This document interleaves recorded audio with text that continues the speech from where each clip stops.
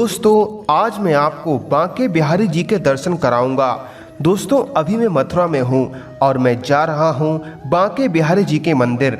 मित्रों, अगर बांके बिहारी के मंदिर के इतिहास की बात करूं तो स्वामी हरदास जी जो भगवान श्री कृष्ण के अनन्य भक्त थे, ये प्राचीन काल के मशहूर गायक तान सिंह के गुरु थे। ये निधवन में तमाम भजन आदि गाकर श्री कृष्ण की भक्ति किया करते थे।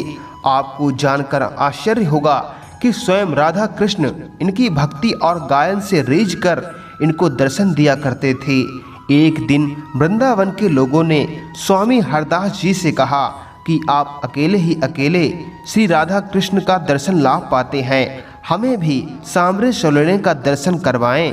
तब हरदास जी ने राधा कृष्ण की आराधना करके लोगों की इच्छा उनके सामने प्रकट की।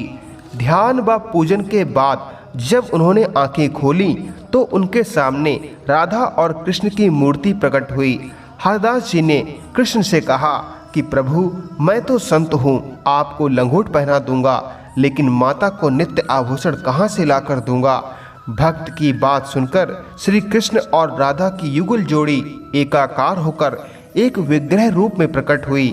इसीलिए बांके बिहारी जी की आधी मूर्ति पर महिला और आधी मूर्ति पर पुरुष का श्रृंगार किया जाता है। हरदास जी ने इस विग्रह को बांके बिहारी का नाम दिया। बांके बिहारी मंदिर का निर्माण 1662 में हुआ था।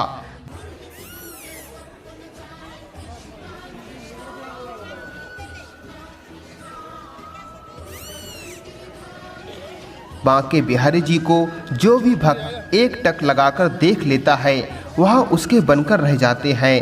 इसीलिए भगवान की प्रतिमा के सामने हर 2 मिनट में पर्दा डाल दिया जाता है। ऐसी मान्यता है कि जो भक्त बांके बिहारी जी के दर्शन करता है वह उन्हीं का हो जाता है। बांके बिहारी के दर्शन करने मात्र से सभी संकट मिट जाते हैं और भक्तों की मनोकामनाएं पूरी हो जाती हैं। अभी यहाँ पर भारी संख्या में भक्तगण मौजूद हैं और यहाँ से बांके बिहारी जी का मंदिर थोड़ी ही दूरी पे है। दोस्तों, मैं आपको एक बात तो बताना भूल ही गया, मथुरा के लाल पेड़े पूरे भारत में मशहूर हैं। यह पेड़े गाय के दूध से बनाए जाते हैं और साथ में दानेदार मावा भी डाला जाता है। इसीलिए यहाँ आकर पेड़े जरूर खाकर जाएं और लेकर जाएं। और दोस्तों याद रखें, मंदिर के आसपास अपना मोबाइल बचा कर रखें, क्योंकि यहाँ पर बंदर जो हैं लोगों का मोबाइल लेकर भाग जाते हैं। अब हम आ चुके हैं बांके बिहारी जी के मंदिर के पास। जो आप सामने देख रहे हैं यह प्रवेश द्वार है।